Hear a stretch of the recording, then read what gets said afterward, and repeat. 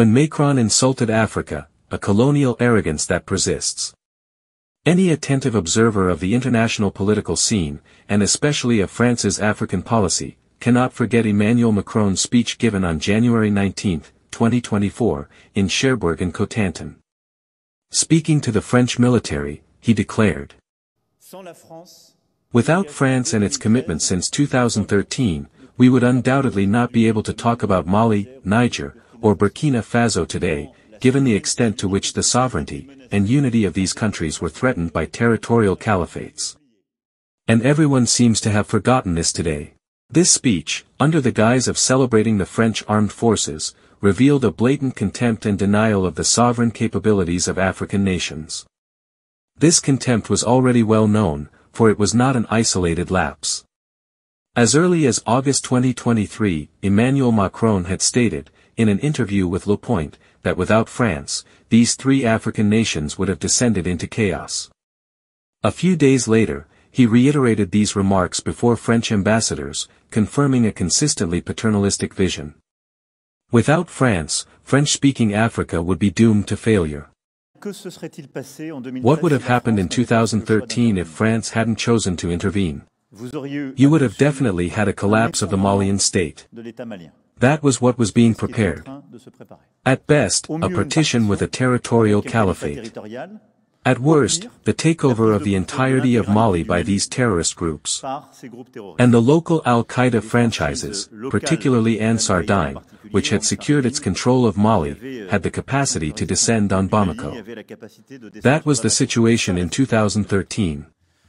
And so, I hear all the comments, but we must never forget where we're starting from and what the counterfactual is. What would have happened if? I tell you with great honesty, that's what was happening then. France's intervention prevented it. These statements reflect an unbearable condescension, portraying African peoples as incapable of managing their territories, or meeting security challenges. By addressing Africa as a land of perpetual dependence, Macron trampled on the dignity of millions of African citizens. He revived an outdated vision in which France presents itself as an indispensable guardian. Yet recent history proves the opposite. Mali, Burkina Faso, and Niger are reorganizing their armies, modernizing their equipment, and securing their territories without French supervision.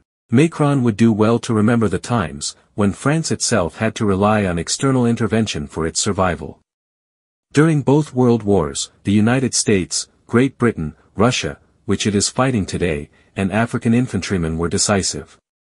In 1870, the humiliating defeat at Sedan against Prussia led to the loss of territories.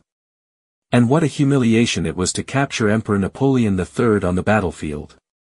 Indeed, during the Franco-Prussian War of 1870 to 1871, France lost the territories of Alsace, except Belfort, and a large part of Lorraine.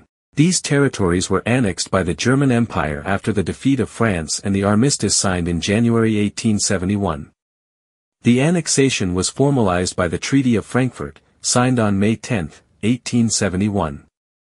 It's worth noting, for those who don't know, that your servant is taking the opportunity to give a little history lesson to clearly demonstrate that Africans are not ignorant, as the boy at the Élysée Palace seems to think.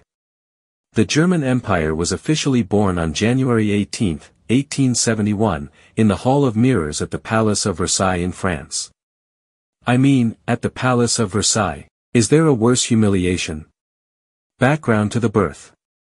This event took place during the Franco-Prussian War, 1870 to 1871, following the decisive victory of Prussian and German troops against France. Otto von Bismarck, Prussian Chancellor, orchestrated the unification of the German states under the authority of Prussia, and its king, William I, King of Prussia, was proclaimed German Emperor during a symbolic ceremony at Versailles. This proclamation had powerful symbolic and political significance, marking the humiliation of France, and the unification of Germany under Prussian rule. Significance of the event. The proclamation at Versailles was a deliberate act aimed at demonstrating Prussian superiority, and strengthening the prestige of German unification. The German Empire was thus born from a series of military victories and skillful diplomacy led by Bismarck, uniting the German states around Prussia. This birth in a place emblematic of French power left deep resentment in France, contributing to fueling Franco-German tensions until the First World War. During World War II, the liberation of Paris was only possible thanks to the Allied landings. These historical episodes, which demonstrate France's dependence on its allies, should encourage Emmanuel Macron to be more humble instead of making insulting remarks. They are completely appalled by the French president's stance, who seems to be permanently under the influence of certain psychotropic substances. He should stop this. It's clearly dangerous. This man is not cut out to lead France. Contrary to this paternalistic rhetoric, Africa demonstrates its resilience every day. Mali has recaptured Kidal and continues its fight against terrorism. Burkina Faso and Niger are modernizing their armies, and strengthening their regional cooperation. These nations are advancing their sovereignty, rejecting external interference and proving that they can meet their challenges alone.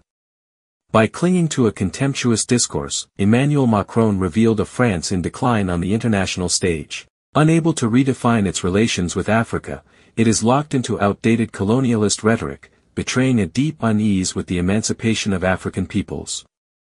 A year after these insulting remarks, it is clear that Emmanuel Macron's France is on a downward trajectory. By persisting in its arrogance, it is only accelerating its isolation. Africa, for its part, is moving determinedly toward true independence.